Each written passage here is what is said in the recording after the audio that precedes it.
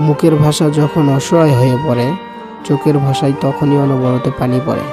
না হারলে যেমন জেতার স্বাদ পাওয়া যায় না, ঠিক তেমনই কষ্ট না পেলে আনন্দ উপভোগ করার সুখটাও বোঝা যায় না। এখন তো কাউকে মেসেজ দিয়ে খোঁজ খবর নিতেও ভয় লাগে। ভাববে নিজের কোনো দরকারে মেসেজ দিচ্ছি। যাদের শূন্যতায় চোখে জল এসে যায় তারা তো বিন্দাস আছে। যে ঘর থেকে বেরিয়ে যায় সে সন্ধ্যা হওয়ার আগেই ফিরে আসে। যে মন থেকে বেরিয়ে যায় সে আর কখনো ফিরে আসে না। নিজের পায়ে একবার দাঁড়ালে কাঁধে হাত রাখার মানুষের অভাব হয় না। রক্তের সম্পর্ক তখন ভাঙে, স্বার্থে যখন আঘাত লাগে। কখনো কখনো বিনা মেকআপেও অনেক নারীকে অপরূপ সুন্দর লাগে। যেমন আমাদের সবার মা।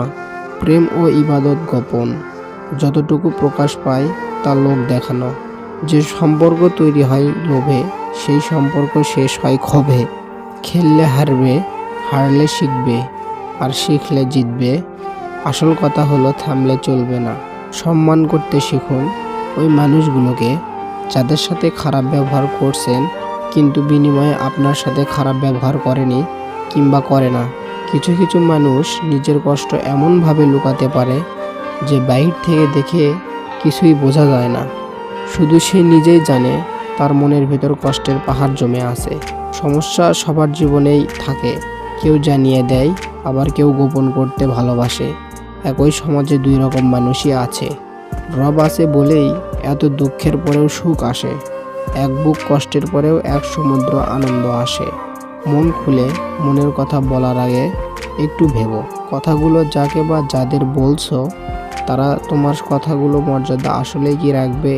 সত্যিকারের ভালোবাসায় কোনো চাওয়া পাওয়া থাকে না, থাকে শুধু অফুরন্ত বিশ্বাস, ভরসা আর এক মুঠো ভালোবাসা। সবচেয়ে সুন্দরতম দৃশ্য হচ্ছে প্রিয় মানুষটাকে হাসতে দেখা। আর সেই হাসির কারণ যদি আপনি নিজেই হন, তাহলে তো মনের মধ্যে অন্যরকম এক ভালোবাসা, ভালো লাগা কাজ করবে।